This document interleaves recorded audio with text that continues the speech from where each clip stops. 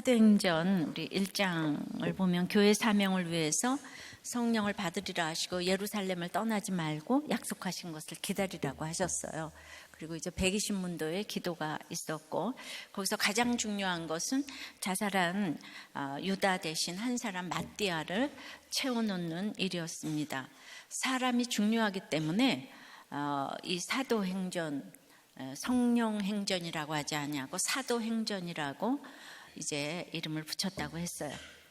이 장은 이제 오순절 성령 강림을 통하여서 이제 방언이 임했습니다. 우리가 샬라도 방언이지만은 그보다 지금까지 들어보지 못한 막힌 관계가 뚫어지는 언어라 천하 각국에서 모인 사람들이 이걸 다 알아들었어요. 제가 거의 3년 전 암을 말씀드릴 때가 바로 이 사도행전 2장 성령 충만 제목으로 베드로가 설교할 때였습니다. 이제 그동안 계시록과 열왕기상을 전했고, 그래서 이제 사도행전 설교를 이어가려고 해요. 여러분의 영육의 지경이 넓어지기 위해서 성령의 인도를 받는 사도행전 설교가 되기를 소원합니다. 성령이 임하니까 무식한 베드로가 본격적으로 성령의 설교를 합니다. 그래서 오늘은 성령의 설교에 대해서 5가지로 살펴보겠는데요. 그런데 성령의 설교라면 성령이 임하지 않으면 안 들리겠죠? 이게 걱정이에요. 부디 사도행전 전하는 동안 여러분들에게 성령이 임하기를 축원합니다. 성령의 설교는 첫째로 잘 들리게 합니다. 그러니까 3,000명이 돌아왔겠죠? 22절이에요. 이스라엘 사람들아, 이 말을 들으라. 베드로의 오순절 설교는 그의 첫 공식적인 설교인데요. 하나님의 약속과 성취, 그리고 그리스도의 죽음과 부활 승천을 다루고 있습니다. 베드로는 예수님께 양육받은 구속사로 구약 성경을 해석하면서 어떻게 유대인들이 십자가에 못 박은 이 예수를 하나님이 주와 그리스도가 되게 하셨는지 이 말을 들으라고 합니다. 그러므로 성령의 설교는 무엇일까요? 그것은 오직 예수님에 대한 것입니다. 성령 충만을 받으면 우리가 예수님에 대해서 말하지 않고는 견딜 수가 없는 이런 게 있거든요. 그래서 14절에 들으라고 하면서 모든 사람들아, 이스라엘 사람들아, 형제들아 하면서 자꾸 들으라고 해요. 근데 오늘 여기 22절에서는 이 중에서 이스라엘 사람 보고 들으라고 해요.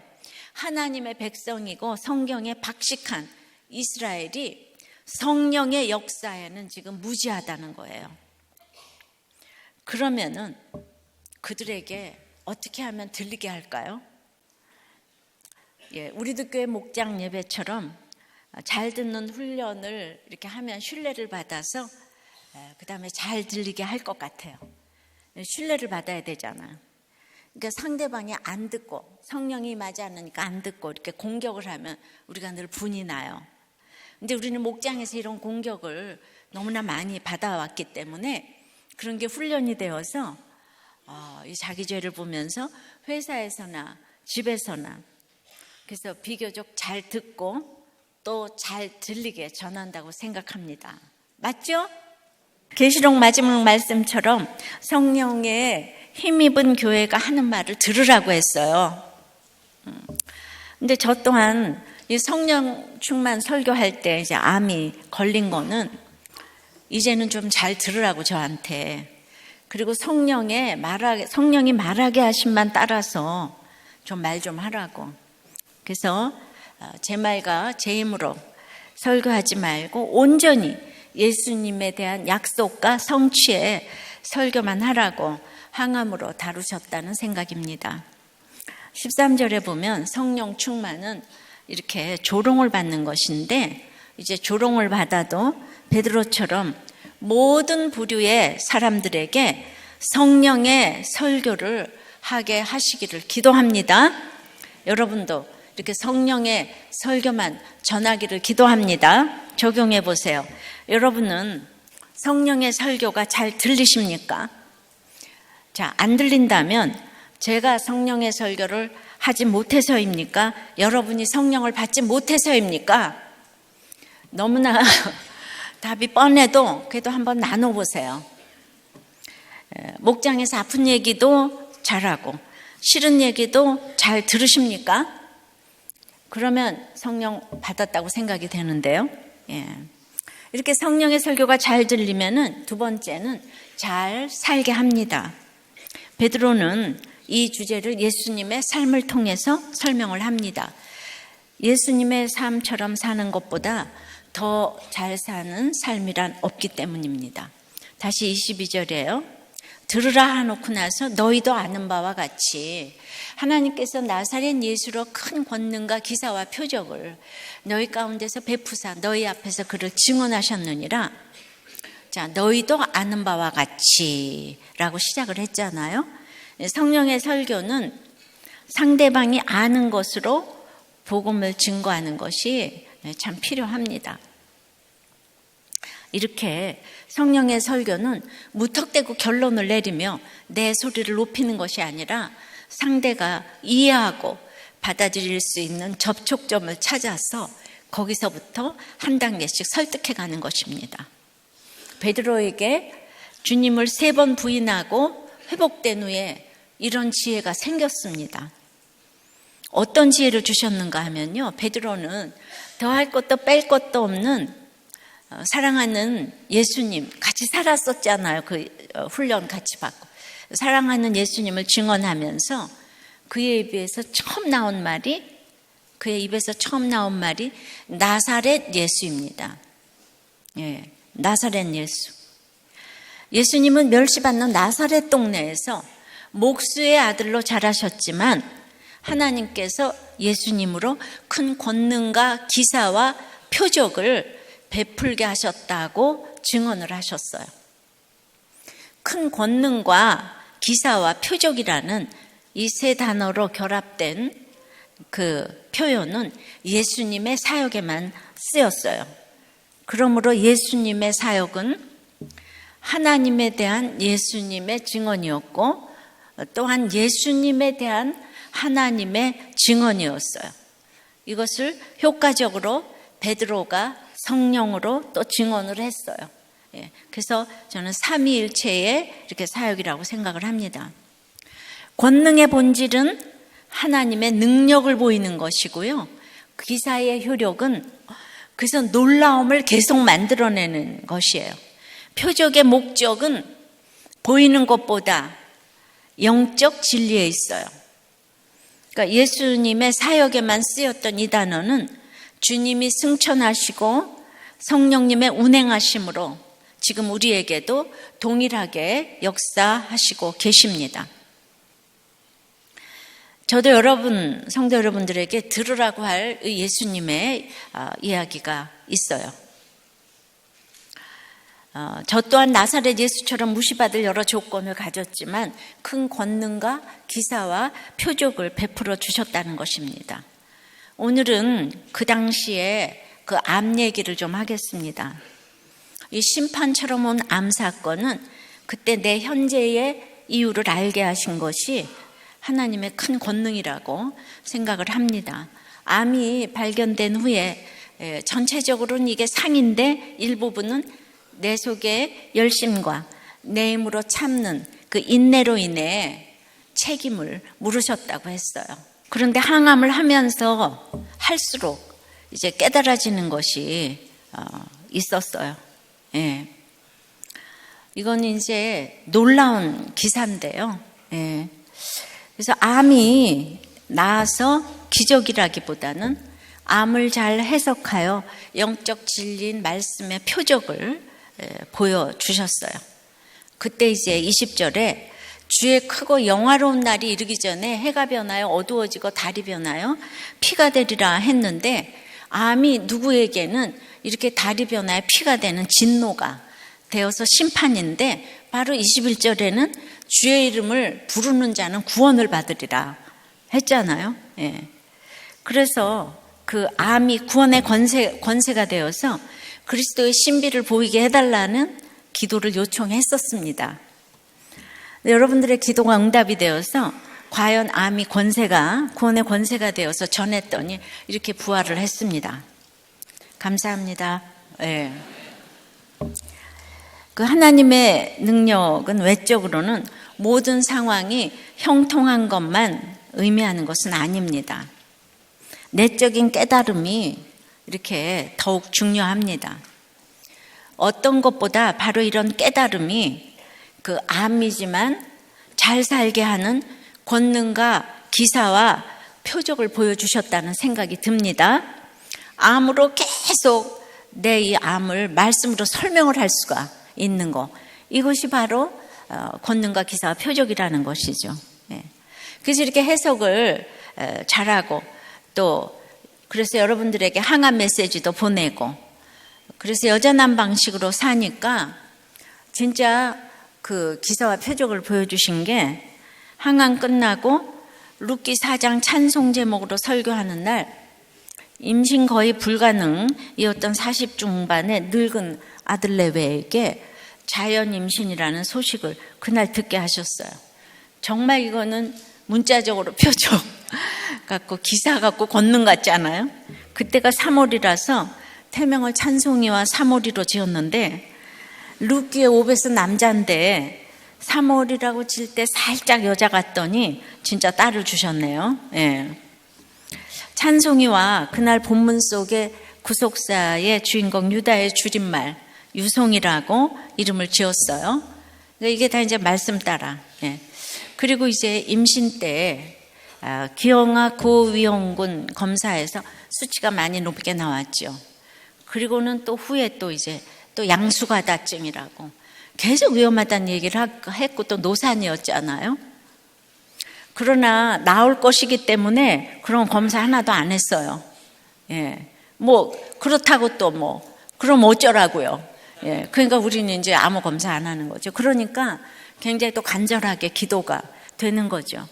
그러니까 목사님네는 정말 되는 일이 없어 또 이럴까 봐 굉장히 그 간절히 기도가 이렇게 나오더라고요.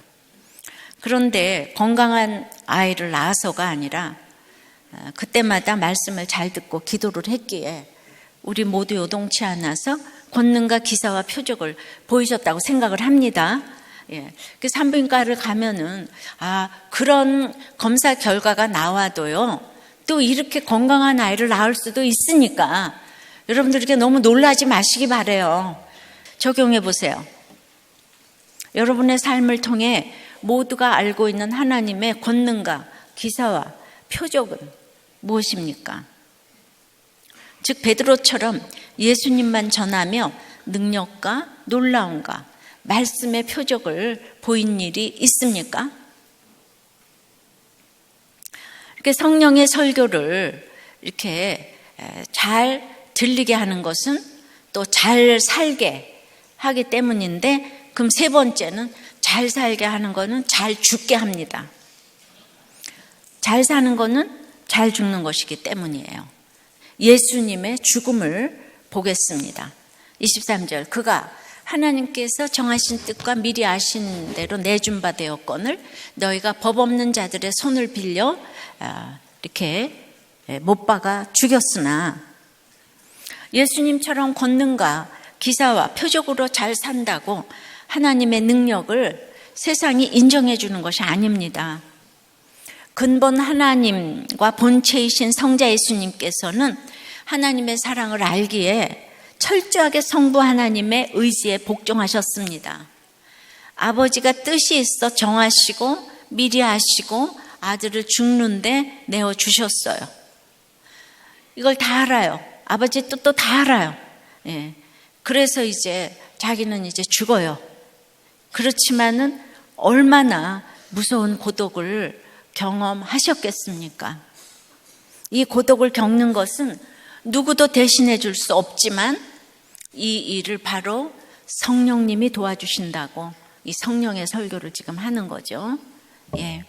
우리 세상에 아무도 도와줄 사람 없을 것 같아도 성령님이 나를 도와줄 줄 믿습니다. 그런데 그들은 이렇게 권능을 행하는 예수님을 왜 그렇게 죽이고자 했을까요? 예수님은 실제 삶으로 설교를 하고, 그리고 이제 백성이 따르니까 따라갈 수가 없는 지도층들은 하는 일이 예수님을 죽이는 것밖에는 길이 없다고 생각을 합니다. 요즘 구약에 열왕기상에 아까 이세벨하고 똑같죠? 예, 나봇도 죽이고 엘리야도 죽이려고 했고, 예, 우리도 혼자 정직하고 싶습니다. 공동체를 통한 정직은 싫습니다. 삶이 연결되니까 듣기가 딱 싫어요. 편치가 않아요. 그래서 목사님 말씀은 좋지만 목장은 싫다. 또 목장은 좋지만은 목사님 설교는 딱 싫다. 참 종류도 여러 가지더라고요. 예. 그런데 창조주이신 예수님은 이 모든 것을 아시고도 하나님의 정하신 뜻대로 죽으셨어요. 우리가 알면서도 죽어야 할 일이 얼마나 많은지 모릅니다. 우리들 꽤 수많은 간증은 다 죽어지는 얘기입니다. 잘 사는 거는 잘 죽는다는 얘기예요. 세상적으로 스펙적으로 이런 게 아니고 정말 잘 사는 거는 내가 이 삶에서 정말 예수님처럼 십자가에 못 박혀, 그게 가장 잘 사는 거예요. 죽은 자도 살리는 능력을 가진 예수님이 그래서 세상을 위해 하신 일은 십자가를 지신 거라는 거예요. 진정한 능력은 그래서 자기의 똑똑함과 대단함과 이걸 보이는 게 아니라 사랑하고 인내하고 희생하며 죽어지는 거. 얼마나 사랑했고 얼마나 인내했고 얼마나 희생했고 내가 얼마나 죽어졌는가. 이게 가장 잘 사는 것입니다. 그러니까 똑똑하다고 돈 잘 번다고 이쁘다고 여자의 머리가 남자인데 능력으로 자기보다 못 미친다고 무시하고 또 바람 폈다고 버리고 이러면은 그 여자 바보입니다. 똑똑한 부인이 그렇지 못한 남편을 섬기는 것은 죽는 일 같지만 이 땅에서 가장 잘 사는 비결이고 그것이 가장 큰 여자의 면류관이에요. 그게 성경의 원리이기 때문이에요. 여자의 머리가 남자고 남자의 머리가 그리스도이기 때문에. 또 남자는 일이 우상이니까 마찬가지로 이 상사를 능력으로 그렇게 무시하면 거기도 바보입니다. 예. 무능한 부모, 완악한 남편, 권위적인 상사에게 잘 죽으면 그 죽는 것을 보고 다른 사람들이 거기에서 권능과 기사와 표적을 보니까 권능은 거기서 저 인간의 힘으로 못 참 능력을 보는 거고 계속 놀라는 거고 기사 거기서 말씀의 표적을 보게 되는 거죠. 그러니까 사람들이 보고 놀라는 거죠. 와, 저 김대리는 어떻게 저렇게 잘 참지? 어떻게 저렇게 날마다 웃지? 이러니까 예, 여기에서 질서라는 것은 그래서 죽는 거예요. 이 땅의 질서를 통해서 우리를 훈련시키잖아요. 근데 그렇게 결국은 권능과 기사와 표적을 보여주는 그런 사람에게 결국은 리더십이 가게 되는 거예요. 그러니까 너 틀렸다 나가고 너 틀렸다 투서하고 이딴 사람에게 마지막에는 안 가요. 잘 살아 보여도 나중에는 다 드러나는 거예요. 천국 가기까지 안 들키는 사람은 그건 정말 문제예요. 왜냐하면 천국 갈 때까지 안 들키면 그건 완전 지옥 가야 되잖아요. 그러니까 천국 가기 전까지 그래도 들키는 게 아주 굉장히 축복이에요. 축복입니다. 그런데 성령이 임하지 않으면 못 죽어요. 성령이 임하지 않으면 이런 설교를 지금 못 들어내요. 뭐라고? 네가 내 남편하고 살아봤어? 이게 여러분들의 주제가잖아요. 목사님 우리 사장을 알아요? 알아요. 사람은 다 똑같기 때문이에요. 별 인생이 없기 때문에 다 죄인이잖아요. 그러니까 성령이 임하지 않으면 이 얘기를 드러내기도 어렵고 듣기도 싫고 그러니까 목장이 싫은 거죠. 맨날 가서 뭐 참으라고 인간적으로 참으라고 하는 걸로 들으니까 못 죽어요. 우리는 예수님이 죽어주신 이 성령의 설교가 그래서 날마다 필요합니다. 가장 중요한 것은, 이 땅에서 가장 중요한 것은 하나님이 교회보다 가정을 먼저 창조하셨어요. 그리고 이제 비로소 여호와의 이름을 불렀다고 했기 때문에 어떤 모멸을 받는다고 해도 가정을 지켜내는 것이 가장 남는 장사입니다. 여러분들이 아무리 잘나고 아무리 어쩌고 저쩌고 해도 가정을 이렇게 버리면요, 앞으로는 않고 뒤로 결국은 미쳐요. 자손 대대로 미치는 장사예요. 3, 4대에 미치는 장사예요. 자, 남는 장사 하시기 바랍니다. 이제 저 또한 육창함을 하면서 누구도 대신해 줄 수 없는 이 투병의 시간을 통해서 잘 죽어져야 했는데요. 저는 이제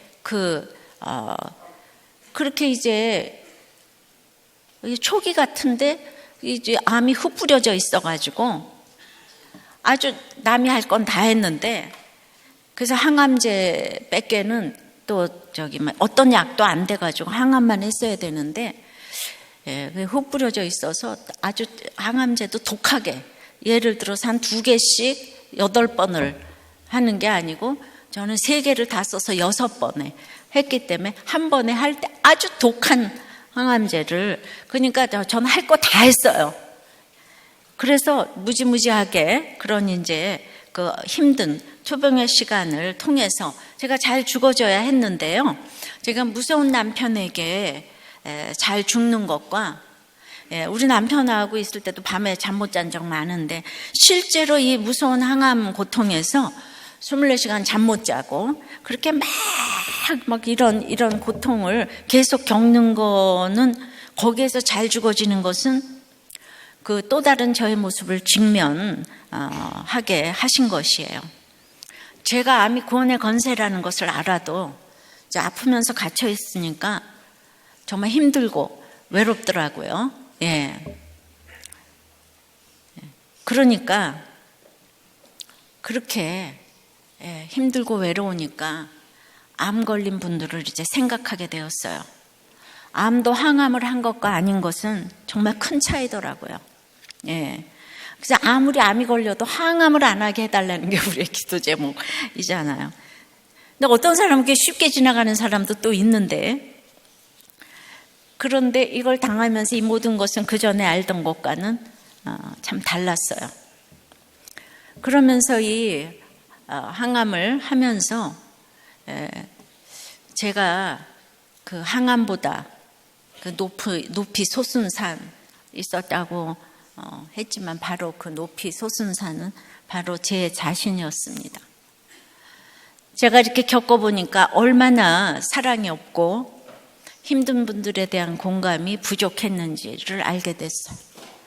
저는 사랑이라고 생각을 했는데 아니라고 하는 것들이 너무 많더라고요. 제 사랑의 깊이가 너무 얄팍하더라고요. 그러니까 겉으로는 이제 온유해 보이는데, 제가 구원 때문에 참는지, 사람이 무서워서 참는 것인지 그 헷갈릴 때가 참 있는데, 그래서 제가 할 말을 못하는 것이 이제 사랑이기도 하지만은, 제가 그렇게 화내지 않는 것을 사랑이라고 굳게 믿고 있는 거, 내가 이렇게 하는 거가 이게 사랑이야. 그런데 그게 사랑이 아니라는 거, 이런 거를 이렇게 깨닫게 되었어요.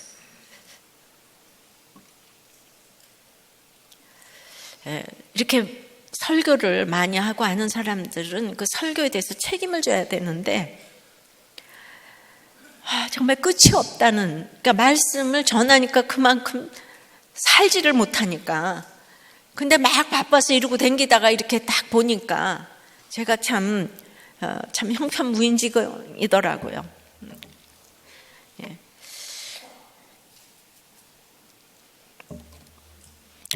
이렇게 그 영적으로도 힘들고 육적으로도 실제적으로 너무 힘드니까 또 다른 하늘이 열려서 이렇게 주님이 만나주시고, 사랑이 없으면 울리는 꽹과리라고 했는데 내가 이렇게 너무 꽹과리를 울리고 있지를 않았나.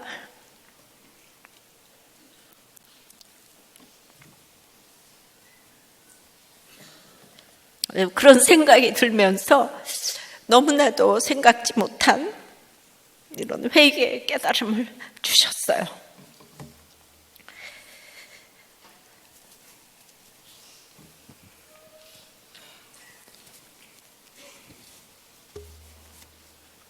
그래서 너에게는 이 민수기처럼 각을 뜨고 화제를 드리면서 번제를 드리는 시간이 너무 필요하다고 하셨어요. 너는 할 말이 없다고 하셨어요. 이렇게 자신을 깨닫는 것이 가장 죽는 길인 것 같아요. 그러니까 자신을 직면하는 게 너무 힘들더라고요.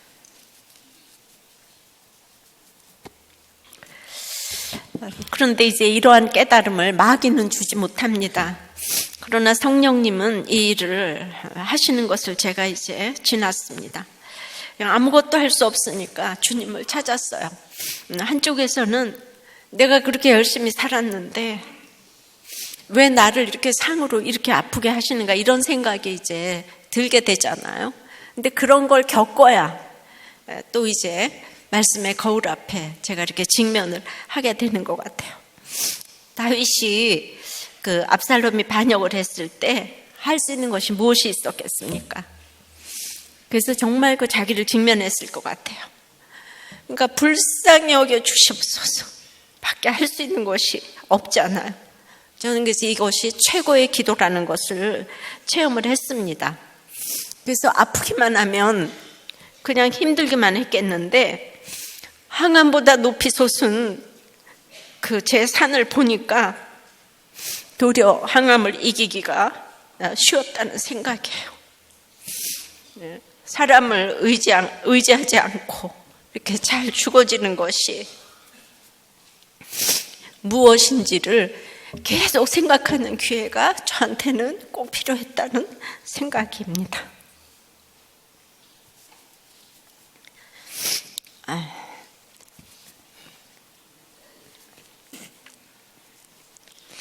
그래서 제가 항암하면서 이렇게 많이 울었거든요. 다시 또 그때로 다시 돌아간 것 같아가지고 여러분들은 기억을 하실 것입니다. 저의 항암 메시지를 통해서 적용해 보세요. 내가 하나님의 정하신 뜻을 알고도 죽어지지 못하고 고집을 부리고 있는 것은 무엇입니까?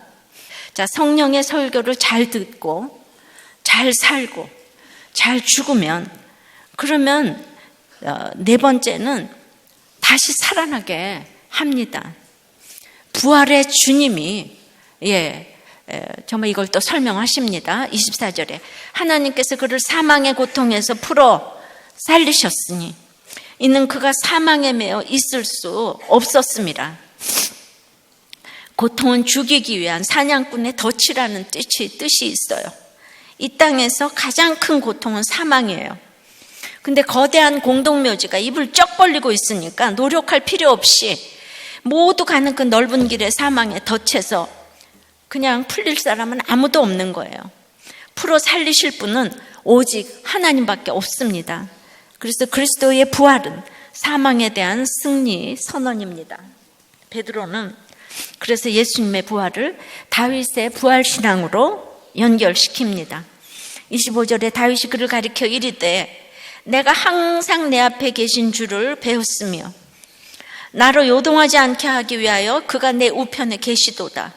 이거는 시편 16편 8절에 다윗이 항상 내 앞에 계신 줄을 배웠다의 인용입니다. 다윗은 10대 때에 처음에는 이제 사울의 명령을 따라서 만군의 여호와의 이름으로 거인 골리앗을 물리쳤습니다. 그러나 사울 왕의 시기로 미움을 사서 15광야를 거치면서 이제 30살까지 통일왕국의 왕이 되는 중에 도피 생활도 하고 침을 그적그적 흘리면서 미친 사람처럼 행세해서 겨우 목숨을 부지한 적도 있었어요. 근데 왕이 되고서도 유혹에 넘어져가지고 간음도 하고 거짓말도 하고 살인도 했습니다. 그야말로 분수령적인 회개도 했어요. 그러나 이후에도 사랑하는 아들이 반역해가지고 울면서 맨발로 성을 버리고 피신까지 가는 이런 정말 수치와 조롱도 겪었어요. 그런데 그야말로 아들과의 전쟁은 이길 수도 질 수도 없는 전쟁이잖아요. 그런데 여기서 항상 자기 앞에 계신 주를 보았다고 한 거예요, 다윗이. 이게 무슨 말입니까? 다윗의 인생 속에 항상 하나님이 도와주신 것이 맞지만 눈에 넣어도 안 아픈 아들 압살롬의 반역 때, 그때 항상 내 앞에 계신 주를 보기는 정말 힘들었을 것 같아요. 근데 이게 바로 하나님 자체가 상급임을 고백하는 것이라는 거죠. 다윗의 이런 구속사의 정점에 믿음이 되기까지는 사실 마지막에 가장 사랑하는 아들 압살롬이 가장 수고를 했다고 보여집니다. 죽을 수도 없는 식구들이 있습니까? 어제도 이 평원님이 시편 129편 3절에 밭 가는 자들이 내 등을 갈아 그 고랑을 길게 지었도다처럼 참 너무나 힘든 인생을 살았지만 괴로우나 이미 이긴 싸움이라고 이제 했는데, 이 평원님 자체가 너무나 똑똑하니까 정말 그것이 있어야 할 고랑이라고 생각이 되더라고요. 제가 이렇게 남의 일은 또 잘 봐요. 예. 그러니까 이제 부모, 형제, 자녀 때문에 계속 고생을 했지만은 그 조현병의 막내 동생 40년 된 동생을 20년 동안 돌보면서 이게 너무나 이제 힘들었다고 했는데, 그 좋은 환경에서 이렇게 주께서 오늘 29절처럼 생명의 길을 보이시고 다른 사람들을 주께 인도하는 사명을 감당하게 하시려고 참 모든 식구들이 또 이렇게 수고했다는 생각이 들더라고요. 그래서 언젠가에 이런 깨달음을 위해서 좋은 공동체에 붙어만 있게 해달라고 기도해야 합니다. 항상 말씀과 공동체의 간증을 보고 듣고 있으면 어느 날 이 육신의 둑이 터지는 경험을 하게 될 줄 믿습니다. 베드로 역시 부족해도 때마다 주를 바라보았어요. 예수님의 삶을 목격하고도 3번이나 부인했었지만 갈릴리 바닷가에서 주님을 사랑한다고 3번 고백하게 하시고 그리고 회복했어요. 이후 성령의 설교를 하며 복음을 전하다가 감옥에 갇히는 등 수많은 시련을 겪었죠. 예수님이 예언한 것처럼 네로 황제 때 전승에 의하면 십자가에 거꾸로 못 박혀 순교했다고 합니다. 우리가 성령 충만하다가도 육신의 근심이 또 충만할 수가 있어요. 소망이 가득 차다가도 절망이 넘칠 수도 있어요. 다윗의 인생을 보면 그렇지 않습니까? 그때마다 믿음의 주여 또 온전케 하시는 예수를 바라보면 항상 다시 살아날 줄을 믿습니다. 말기암으로 천국에 간 이간희 집사가 목장 나누면서 죽음에 자유로우면 모든 것에 자유로워야 하는데 내가 죽음의 자유에서 다른 것에 자유한 게 아니더군요. 죽음은 나에게 주어진 사명이고 하나님 앞에 서는 거예요. 그것엔 자유함이 있는데 실제 생활에서는 아버님 뵈러 병원 가는데 내가 아버님보단 더 살아야 한다. 내가 먼저 하늘나라 가면 아버님 가시는 마지막 길은 누가 지킬까 하는 이 사소한 생활 속에서 염려하는 것들이 실질적인 두려움이라서 그걸 하나님께 토해내고 있어요. 저는 이런 것이 항상 자기 앞에 계신 주를 보는 것이라고 생각을 합니다. 여기서 25절에 내가 항상 내 앞에 계신 주를 배웠으며 나를 요동하지 않기 위하여 그가 내 우편에 계시도다. 여기서 나는 누구를 가리킵니까? 27절에도 이는 내 영혼을 음부에 버리지 아니하시며 주의 거룩한 자로 썩음을 당치 않게 하실 것이미로다. 그래서 거룩한 자는 또 누구입니까? 다윗의 시니까 다윗입니까? 오늘 29절에 보니까 다윗은 죽었대요. 다윗의 묘가 오늘까지 우리 중에 있다고 합니다. 이제 그때 쓴 베드로가. 그는 선지자라 하나님이 이미 맹세하사 그 자손 중에서 한 사람을 그 위에 앉게 하리라 하심을 알고 이걸 미리 본 거로 그리스도의 부활을 말하되 그가 음부에 버림이 되지 않고 그의 육신이 썩음을 당하지 아니하리라 하시더니 이 예수를 하나님이 살리신지라 우리가 다 이 일의 증인이로다. 그러니까 이 얘기는 다윗 자신의 얘기가 아니라는 거예요. 다윗은 예수 그리스도가 죽어 장사된 후에 무덤에서의 부활을 1000년 전에 미리 본 거예요. 다윗은 하나님께서 다시 살리신 예수 그리스도에 대해서 미리 말한 것이에요. 그렇습니다. 시편에도 이미 예수 그리스도의 부활이 예언되어 있었던 거예요. 그 예언이 그리스도의 죽음과 부활에 의해서 성취되었다는 거죠. 이것을 다윗이 미리 봤다는 거예요. 1000년 전에 이걸 미리 봤다는 거예요. 베드로가 목격한 부활의 주님은 다윗이 미리 본 예수님과 똑같았어요.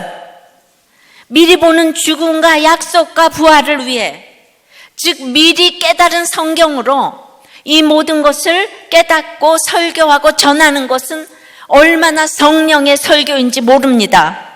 다윗이 알았고 베드로가 알았고 내가 알아서 내 속에 예수를 하나님이 살리시고 우리가 다 이 일의 증인인 것입니다. 이 부활의 증인으로 살려면 인생이 짧아요. 제자들과 베드로는 지금까지 부활의 주님을 육신적으로 보고 있었지만 그 능력을 몰랐어요. 그런데 오순절 이 성령 강림으로 그 능력이 나타난 것입니다. 그 능력은 오직 교회를 위해서 주신 것이에요. 나의 모든 사건도 성경에 있었고 지금도 있고 앞으로도 있을 것이에요. 해 아래 새 것은 없습니다. 이것을 미리 봐야 하는 것이 성령의 설교 핵심입니다. 오순절 성령 강림 사건은 결국 다시 사는 부활이라는 거예요. 성령의 설교는 예수님의 삶과 십자가의 죽음과 그리스도의 부활을 말하지 않고는 할 수 없는 설교입니다. 예수님, 오직 예수님의 삶을 빼놓고 할 수 있는 설교가 아니에요. 그런데 보이는 신유나 능력만 강조한다면 이거는 그냥 기복적인 성령 운동의 설교밖에 될 수가 없습니다. 예. 우리가 성령 운동을 하는 게 아니고 우리 성령은 받아야 되는 거예요. 우리도 그렇다면 다시 살아나서 증인이 되어 예수님이 나를 위해 죽으시고 사흘 만에 살아나시고 구원자가 되셨다고 외쳐야 합니다. 성령이 임하면 우리는 그냥 저절로 외치게 돼요. 어디 가서 예수님을 전하라고 하면 한마디도 못한다면 여러분 아직 성령이 임하지 않았고 부활의 주님을 만나지 못하셨습니다. 형제가 아무리 미워하고 핍박해도 한 사람만이 아니고 서로에게 복음이 전파돼야 그게 끝이 나요. 복음이 전파되지 않으면 우리나라도 이게 끝나지 않아요. 그래서 복음을 전해야 되는 거예요. 여기도 저기도 다 필요한 건 복음이에요. 일본에게도 필요한 건 복음이에요. 그러면 우리는 이 지구가 끝날 때까지 싸울 거예요, 아마. 그래서 우리는 쉬지 않고 부활의 증인이 되어서 성령의 말씀으로 성령의 설교로 주님을 전해야 하는 것입니다. 엊그제 72살 되신 목자였던 성도님이 저한테 편지를 주셨어요. 목사님, 제가 우리들 교회 등록한 지 만 14년이 되어가는 즈음에 좋은 소식을 드릴 수 있어 참 좋습니다. 94세 치매 어머니를 돌봐야 하기 때문에 남편과 반절에 합가를 했습니다. 15년의 이혼 생활에 남편은 완전 노숙자 자체였고 몸은 할아버지였어요. 너무 불쌍했고 미안해서 죽이고 싶도록 미운 마음은 온데간데 없고 눈물이 왈칵 쏟아지더라고요. 그간 배운 대로 사랑의 언어를 쓰며 살 얼음판을 걷듯 조심조심 한 발씩 걸어갑니다.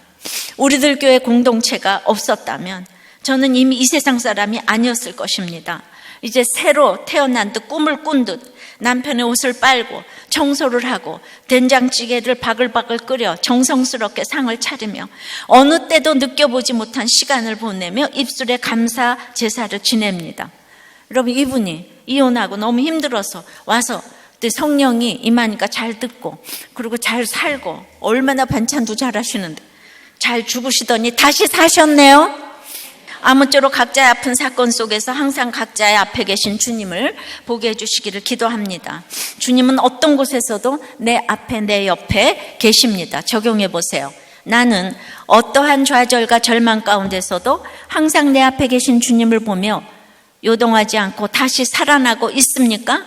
주님만이 상급이십니까? 세상이 상급입니까?